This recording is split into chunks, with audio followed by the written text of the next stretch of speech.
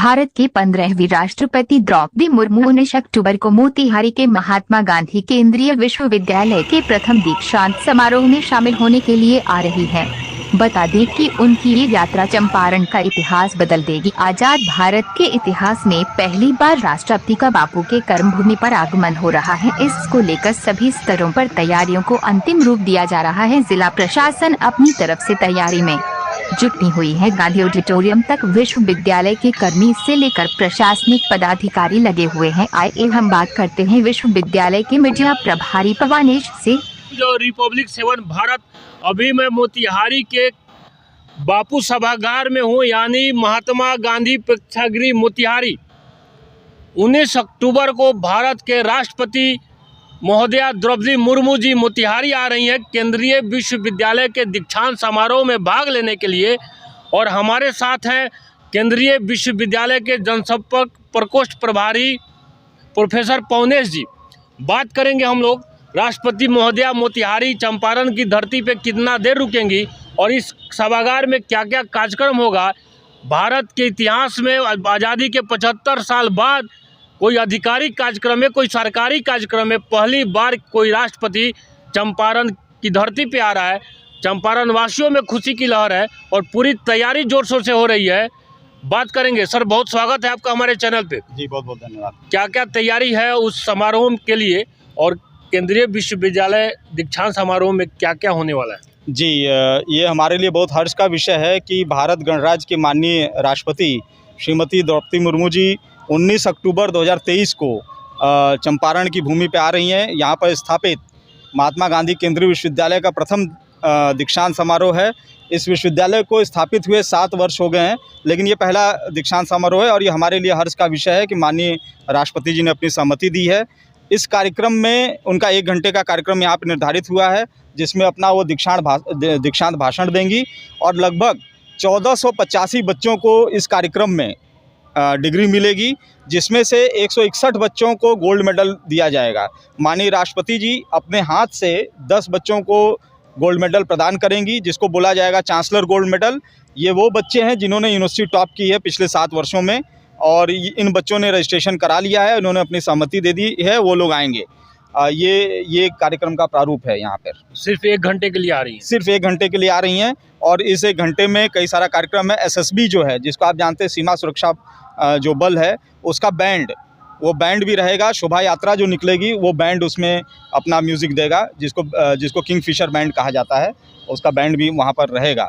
और इसके साथ साथ इस कार्यक्रम में जो माननीय मुख्यमंत्री जी ने अपनी सहमति दी है, वह इस कार्यक्रम में विशिष्ट अतिथि के तौर पर माननीय राज्यपाल जी और जो पूर्वी चंपारण के सांसद हैं माननीय श्री राधा मोहन सिंह जी, वो भी विशिष्ट अतिथि के तौर पर इस कार्यक्रम की शोभा बढ़ा रहे होंगे। इस कार्यक्रम में सुनने में आ रहा था कि इस कार्यक्रम में माननीय मुख्यमंत्री नीतीश कुमार भी आने वाले हैं जी। तो और इसको लेकिन आने की आधिकारिक पुष्टि हो गई उनकी और वहाँ से मौखिक जो उनका है, जो विश्वविद्यालय को जो कम्युनिकेशन हुआ है, उसमें सहमति मिली है कि वो भी आएंगे। एक सवाल मेरा है, 7 साल जैसे आपने बताया केंद्रीय विश्वविद्यालय मोतिहारी में 7 सालों से पढ़ाई हो रही है, तो दीक्षांत समारोह 7 साल में पहली बार क्यों होने जा रहा है? ये तो लगभग हर साल होता है। नहीं, ये हर साल होना चाहिए। जैसा आपको मालूम है कि पिछले 3-4 सालों से तो कोरोना का ही था और दूसरी चीज़ है कि इस तरीके का हमारे पास इंफ्रास्ट्रक्चर नहीं था जो आप ये सभागार देख रहे हैं, क्योंकि माननीय राष्ट्रपति जी का जब भी कार्यक्रम होगा तो उसे एक बहुत बड़ा क्षेत्र चाहिए होता है जहाँ पे इस कार्यक्रम को किया जाए।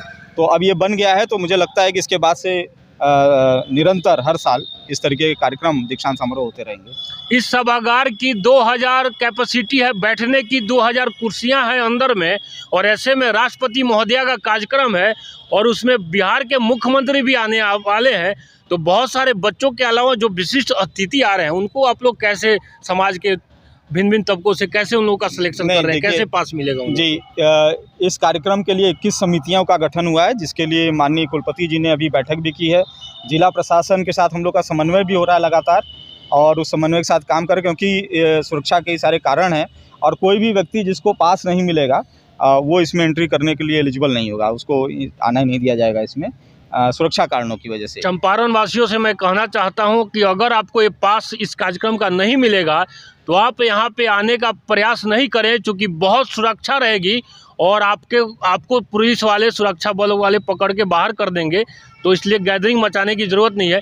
केंद्रीय विश्वविद्यालय के लिए मोतिहारी, खासकर केंद्रीय विश्वविद्यालय, कितना बड़ा ये समारोह है, यहाँ के बच्चों के लिए ये कितना बड़ा समारोह होने जा रहा है। देखिए, जो भी बच्चा यहाँ से पढ़ के गया है, और इसका नाम है दीक्षांत समारोह, मतलब वो बच्चा यहाँ पे दीक्षा लेगा, डिग्री लेगा। और वहाँ पे चूँकि सभी बच्चे माननीय जो राष्ट्रपति जी हैं उनको देखने का सौभाग्य, उनके भाषण को सुनने का सौभाग्य मिलेगा। ये बहुत बड़ा सौभाग्य होता है किसी भी छात्र के लिए कि उसे माननीय राष्ट्रपति जी के हाथों से मेडल मिले या उस कार्यक्रम में वो सम्मिलित हों। तो मैं ये भी यहाँ पे बताना चाहता हूँ कि 2020, 21, 22 और 23 के जो बच्चे हैं, ये हमारे लिए महात्मा गांधी केंद्रीय विश्वविद्यालय के लिए बहुत ही बड़ी उपलब्धि है कि आप जानते हैं 2023 चल रहा है और इस साल तक जो बच्चे पास आउट हुए हैं सबको हम लोग डिग्री दे रहे हैं। तो कोई भी ऐसा सिंगल स्टूडेंट नहीं बचेगा जिसको डिग्री नहीं मिली होगी। और 1 घंटे जी की जानकारी में ये है कि जब 1 घंटे का मुहिम का कार्यक्रम जो है, हाँ, कार्यक्रम होगा, क्या उसका लाइव भी होगा ताकि मोतिहारी के सभी? नहीं, ये जो है जिला प्रशासन बता पाएगा, क्योंकि लाइव करने का जो अधिकार है वो जिला प्रशासन को है।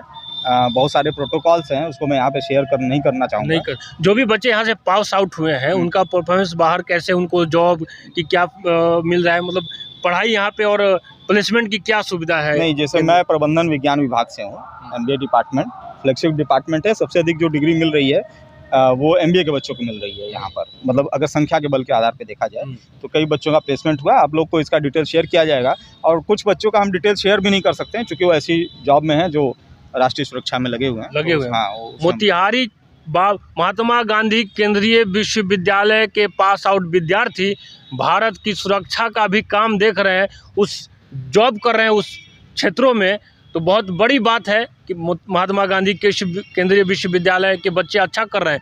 एक सवाल है सर, बहुत दुख होता है, हम लोग भी सुनते हैं, क्योंकि केंद्रीय विश्वविद्यालय महात्मा गांधी केंद्रीय विश्वविद्यालय चंपारण वासियों के लिए सपना की तरह था। पढ़ाई तो हो रहा है लेकिन रेंट पे बिल्डिंगें उपलब्ध है, अभी तक बिल्डिंग नहीं बन पाई। नहीं, देखिए, तो ये बहुत दुख लगता है सुन के। जी, तो मुझे लगता है कि 7 वर्ष हुए हैं, और क्योंकि कोई भी जो विश्वविद्यालय होता है वो बिल्डिंग बनने के बाद शुरू नहीं होता है।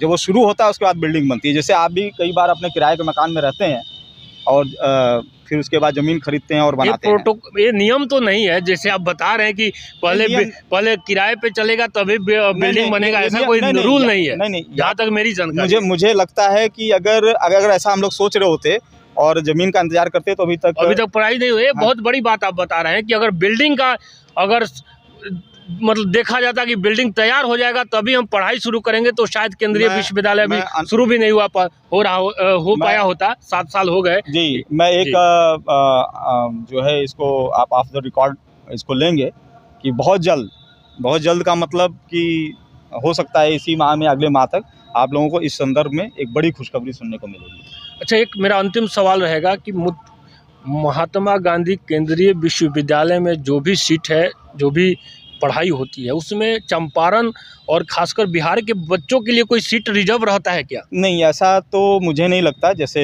आप तो खुद ही पत्रकार हैं, तो जैसे दिल्ली के बच्चों के लिए रिजर्व नहीं है, बनारस हिंदू यूनिवर्सिटी में बनारस के बच्चों के लिए रिजर्व नहीं है, गया में गया के बच्चों के लिए रिजर्व नहीं है। तो ये केंद्रीय विश्वविद्यालय है, तो यहाँ कुछ कोटा वगैरह का बात हम लोग सुनते हैं, किसी नेता को कोई नहीं, मेरे हिसाब से मैं इन सब विषयों पे आपसे बात नहीं कर पाऊंगा क्योंकि दीक्षांत पे बात कर रहा हूँ। किसी भी विश्वविद्यालय में इस तरह का कोई कोटा नहीं होता।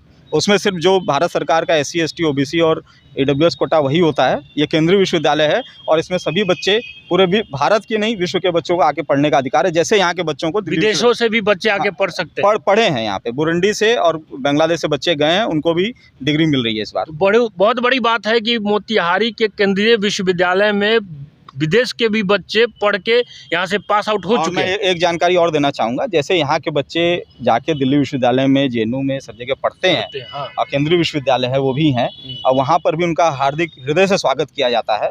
उसी तरह क्षेत्र का मुझे नहीं लगता, जो मेरी जानकारी है, कहीं भी क्षेत्र का जो है वो रिजर्वेशन होता है। जो भारत सरकार का नियम है SC, ST, OBC और AWS का, यही एक रिजर्वेशन क्राइटेरिया क्षेत्र का कहीं भी नहीं है और होना भी नहीं चाहिए। नहीं तो इस तरीके से जो उसका एक राष्ट्रीय प्रारूप है, राष्ट्रीय स्वरूप, वो नहीं बनता है किसी विश्वविद्यालय का। केंद्रीय विश्वविद्यालय मतलब ये पूरे भारत के बच्चे इसमें पढ़ सकते हैं, और जैसे यहाँ के बच्चे हर जगह पढ़ते हैं। चलिए, तो